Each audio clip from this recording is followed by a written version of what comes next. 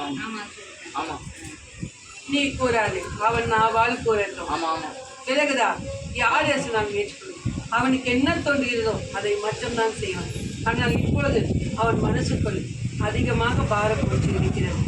மங்கட்டும் உள்ளது. விலகுதா? ஏனால் இது போல் நாம் உள்ளம் இருக்கமோ இருக்காதோ என்ற நினைப்பு உள்ளது. ஆமல்லையா? நான் கொடுப்பதை நீ பருகுவாயா?